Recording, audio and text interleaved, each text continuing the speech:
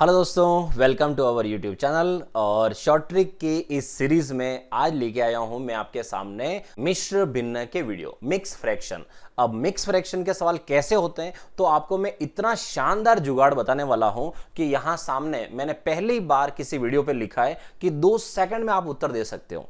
तो उसका रीजन यही है कि आपको इतना शानदार तरीका बताने वाला हूं कि आप देखते ही उसका आंसर बता सकते हो कि हाँ, इसका आंसर ये आने वाला है। ठीक है, कैसे क्या है, और ये जो लिखा है थंबनेल पे आपने देखा होगा इस सवाल का आंसर, तो इस सवाल का आंसर कितना होने वाला दोस्तों, तो इस सवाल का आंसर होगा 99900।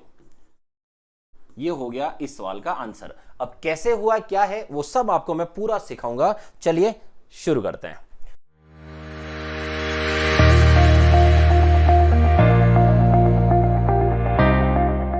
तो सबसे पहले देखो, ये जो पैटर्न है इस पैटर्न के आंसर कैसे आते हैं, उस पैटर्न से भी पहले आपको और बेसिक सिखाता हूं। देखो, जैसे मैं बोलूं कि मेरे पास है 5 रुपए और साथ में है आधा रुपया।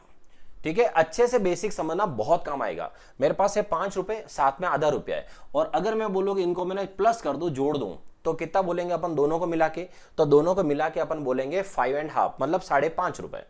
अगर मैं आपको बोलूं कि मेरे पास तो इतने रुपए हैं, अब बताओ ये कितने हुए, तो ये तो 5 से 1/2, मतलब ये भी वापस वही हुए, 5.5 हुए। अब समझना, इसकी वैल्यू भी 5.5 5.5 है और इसकी वैल्यू भी 5.5 ही है। इसका मतलब हुआ कि इन दोनों की वैल्यू बराबर है। अगर इन दोनों की वैल्यू बराबर है, इसका मतलब हुआ कि यहां से मैं ऐसे लिखूं या ऐसे लिखूं, एक ही बात है। तो इसका मतलब दोस्तों, अब समझाता हूं। जो ये पैटर्न है इसको अपन बोलते हैं मिश्र भिन्न का पैटर्न है, और ये वाला है प्लस माइनस वाला पैटर्न। तो इसका मतलब ये कि जो मिश्र भिन्न में यहां बीच में जो कोई चिन्ह आपको नहीं दिखता है, एक्चुअल में वो चिन्ह कुछ और नहीं, वो चिन्ह प्लस होता है। मिश्र भिन्न के बीच में जो कोई चिन्ह अपन को नहीं दिखता है वो क्या होता है, एक्चुअल में प्लस होता है। कभी भी किसी सवाल को सॉल्व कर रहे हो और अगर आप इस तरह से सवाल कर रहे हो कि 4 + 3/5 यहां तक पहुंचे हो, तो आप इस सवाल को कैसे लिख सकते हो, लास्ट फाइनल आंसर आप इसको पास में चिपका सकते हो। 4 के पास में 3/5 ले आओ, उसका आंसर वही आएगा। तो ऐसे लिखो या ऐसे लिखो, एक ही बात है। ठीक है, अब आता हूं मैं पॉइंट पे, आपको जो सवाल है उस पे। अब देखो, यहां पर कभी भी ऐसा सवाल आए तो स्टूडेंट क्या करते हैं, सबसे पहले इसको इससे गुणा करते हैं। इसको इससे गुणा करेंगे तो आएगा कितना, 9801। ठीक है, उसके बाद फिर इसको वो ले जाके क्या करते हैं, इसके साथ प्लस करते हैं, तो इसमें जोड़ेंगे 99 को। तो 9801 में 99 जोड़ेंगे तो वो आएगा 9900। तो इसका इससे गुणा किया, फिर जोड़ा, फिर यहां पर बटा में लिखते हैं 99 और लास्ट में है 99। इससे ये कटेगा तो फाइनल आंसर कितना आया, 9900। अब इतना टाइम लगा के फिर इसका आंसर लेके आते हैं, और मैंने ये बोला कि इसका आंसर आप मौखिक दे सकते हो, लिखने की भी जरूरत नहीं है। अब सिखाता हूं कैसे। तो पॉइंट देखो, अब क्या करना है। तो यहां से ये मैं सब चीजें हटा रहा हूं आपको कि ऐसा कुछ नहीं करना आपको। आप क्या करोगे, अब देखो क्या करना है। सबसे पहला काम, आपको जब भी कभी मिश्र भिन्न दिखे, तो मिश्र भिन्न अगर दिखे तो सबसे पहला काम उसको ब्रैकेट में डाल दो। ठीक है, ब्रैकेट में डाल दो, और यहां पर जो कोई चिन्ह नहीं है, मैंने अभी आपको समझाया है कि जहां कोई चिन्ह नहीं होता है, इसका मतलब वो चिन्ह क्या होता है, प्लस का होता है। क्लियर। अब ऊपर की संख्या और नीचे की संख्या दोनों ही क्या है, सेम है। तो ऊपर की संख्या और नीचे की संख्या सेम हो तो इसको इससे काट दो। कितना आया, 1। ये कितना है, 99। ये कितना है, 1। तो 99 और 1 कितना हो गया, 100। और 100 को गुणा करते हैं 99 से, तो इसका आंसर कितना हो गया, 9900।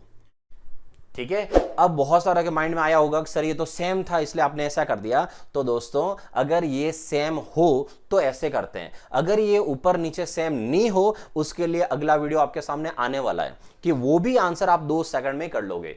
और इसका आंसर 2 सेकंड क्यों बोला है, अब आपको सिखाता हूं कि ये पैटर्न तो समझ आ गया। अब देखो, जब भी कभी ऊपर नीचे नंबर आए उसे वहीं काट देना। ये काट दिया, कितना आया, 1 आया। उस 1 को इसके साथ जोड़ देना, और यहां बोर्डमास का नियम मत लगा देना कि सर गुणा पहले होगा कि प्लस पहले होगा। ध्यान रखो, अपन मिश्र भिन्न को तोड़ रहे हैं तो इसका काम पहले करोगे।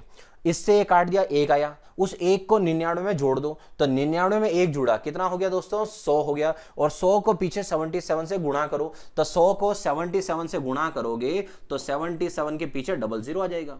तो आंसर कितना हो गया, 7700। आई बात समझ आए कैसे पैटर्न बनाया है? तो यहां पर कुछ और नहीं किया है, बस इसको ब्रैकेट में लिख कर प्लस कर दिया है। क्लियर? और देखिए और एग्जांपल समझाता हूं आपको।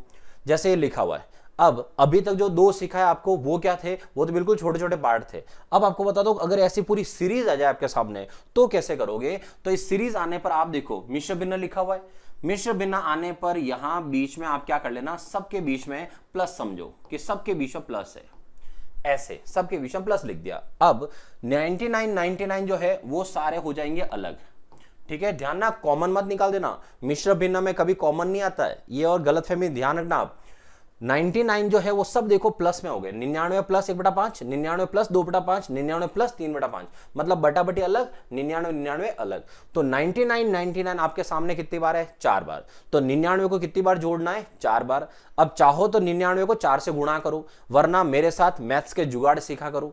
99 को मुझे 4 बार जोड़ना है, तो अगर मैं किसी मॉल में कोई वस्तु खरीदता हूं जो 99 रुपए की है, तो वहां मैं अपना दिमाग ये नहीं लगाऊंगा कि गुणा करूं फिर देखूं। मैं क्या सोचूंगा, 99 रुपए की वस्तु है, मतलब मेरा माइंड इतना तो जानता है कि चीज 100 रुपए की है, 1 रुपया कम पड़ रहा है। अब 99 मुझे 4 बार जोड़ना है, तो इसका मतलब हुआ कि 100 रुपए 4 बार जोड़ना है, और 100 रुपए 4 बार जोड़ेंगे तो कितने हो गए दोस्तों? 400, और 400 में कितने कम है? 4 रुपए। तो इसका मतलब 4 बार अगर 99 को गुणा करोगे तो 400 में 4 रुपए कम रहेंगे, मतलब हुआ 396। क्लियर? उसके बाद अब आती है बटाबटी की संख्या। तो बटाबटी की संख्या में क्या है? 1/5, 2/5, 3/5, 4/5। और देखने वाले मेरे सभी प्यारे मित्रों, एक चीज समझना, अभी आपको मैं समझा रहा हूं इसलिए ये सब चीजें लिख रहा हूं।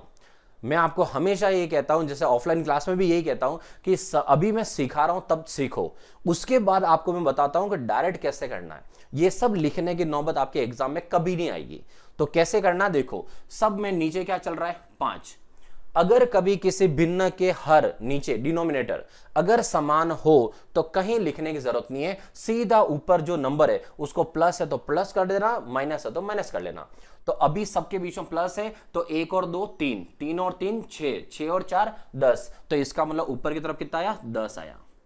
बटा में कितना चल रहा है? बटा में 5 चल रहा है। तो इसका मतलब ऊपर था आया 10 और बटा में है 5, तो 5 का 5 लिख दिया। अब 5 से कट गया 10 कितनी बार? 2 बार, तो 396। तो ये और साथ में 2, तो 396 और 2 कितना हो गया? 398। तो इसका मतलब इसका आंसर कितना हुआ दोस्तों? 398। ठीक है, अब मैं आता हूं, लाता हूं उस पॉइंट को कि एग्जाम में डायरेक्ट कैसे करेंगे फिर हम। समझो, 99 सबके बीच में प्लस लगा दिया।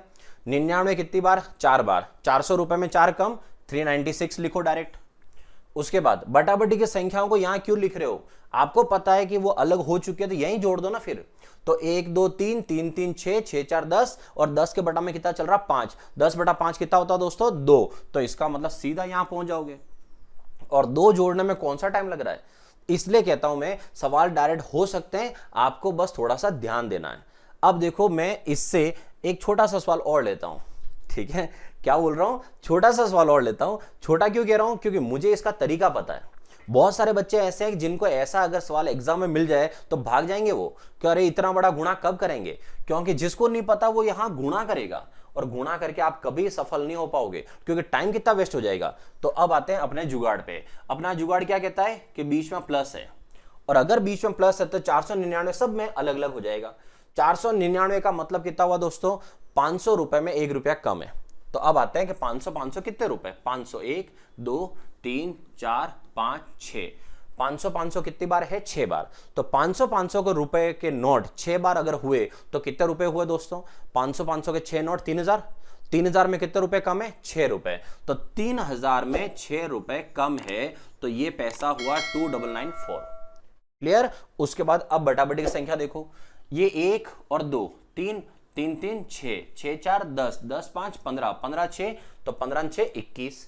तो ऊपर की तरफ तो क्या चल रहा है? 21, और बटा में कितना लिखा है? 7। तो ऊपर की तरफ तो है 21 और बटा में है 7। तो 7 से 21 कितनी बार कट जाएगा? 3 बार। तो यहां कितना था? 2994, और यहां से कितना आया? 3। इसका मतलब आंसर कितना हुआ? 2997। इसका मतलब इस सीरीज का आंसर ये है। अब सोचो, सीरीज तो इतनी लंबी थी, लेकिन आंसर आने में सिर्फ एक स्टेप लिखी अपन ने। तो इसलिए कहता हूं मैं, सवालों को बेसिक समझो, कॉन्सेप्ट समझो। और अब आपको लगा होगा कि 2 सेकंड मैंने आज वीडियो में क्यों बोला था।